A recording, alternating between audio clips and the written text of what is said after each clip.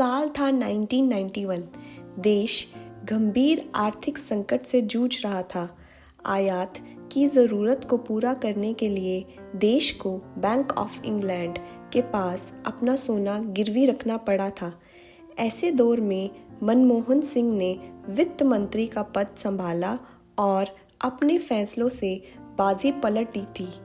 24 जुलाई 1991 को अपने बजट भाषण में उन्होंने साफ साफ कहा था कि पूरी दुनिया साफ साफ सुन ले, भारत अब जाग गया है। आइए देश की अर्थव्यवस्था में डॉक्टर मनमोहन सिंह के योगदानों के बारे में और जानें। देश के आर्थिक उदारीकरण का चेहरा रहे पूर्व प्रधानमंत्री मनमोहन सिंह का गुरुवार 26 दिसंबर को निधन हो गया। मनमोहन सिंह 2004 से 2014 तक देश के प्रधानमंत्री रहे। इससे पहले 1991 से 1996 के बीच वे देश के वित्त मंत्री रहे थे। देश का प्रधानमंत्री और वित्त मंत्री रहने के अलावा डॉक्टर मनमोहन सिंह भारतीय रिजर्व बैंक के गवर्नर, योजना आयोग के उपाध्यक्ष और वित्त मंत्रालय में मुख्य आर्थिक सलाहकार के पद पर भी रहे।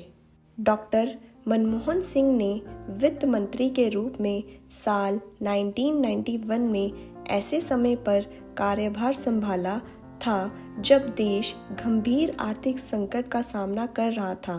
विदेशी मुद्रा भंडार में महज 2 महीने का रिजर्व शेष बचा था।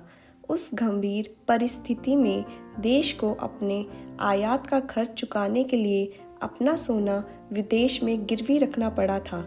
उस गंभीर दौर में डॉक्टर सिंह ने वित्त मंत्री के अपने कार्यकाल के दौरान 1991 में आर्थिक उदारीकरण शुरू किया और अर्थव्यवस्था को कठिनाइयों से निकालने में सफल रहे।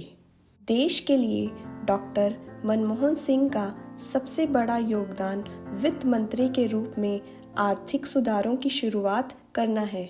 इसके तहत सरकारी नियंत्रण को कम करना, फॉरेन डायरेक्ट इन्वेस्टमेंट को बढ़ाना और स्ट्रक्चरल रिफॉर्म्स को लागू करने का फैसला लिया गया था। वर्ष 1991 में भारत का अंतर्राष्ट्रीय व्यापार संतुलन निराशाजनक घाटे में था। 1991 में इसका विदेशी कर्ज $35 बिलियन से दोगुना होकर $69 बिलियन हो गया था। भारत के पास पैसा और समय दोनों बहुत कम थे।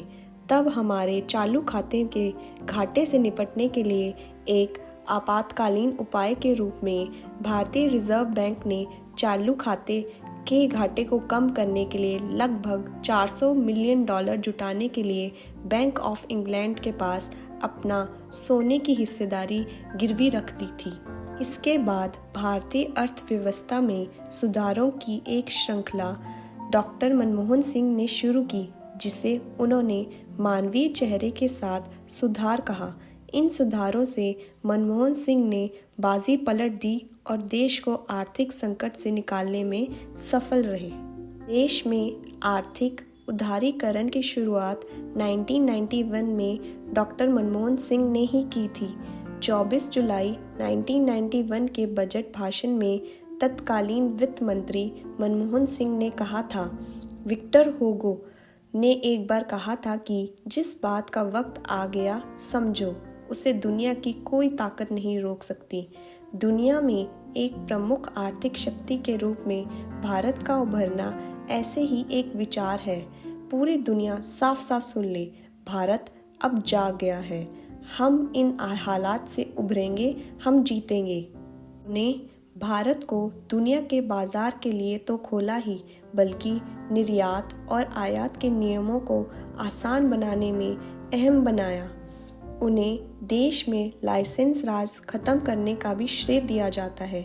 मनरेगा और आधार कार्ड की शुरुआत भी मनमोहन सिंह के पीएम रहते ही हुई थी।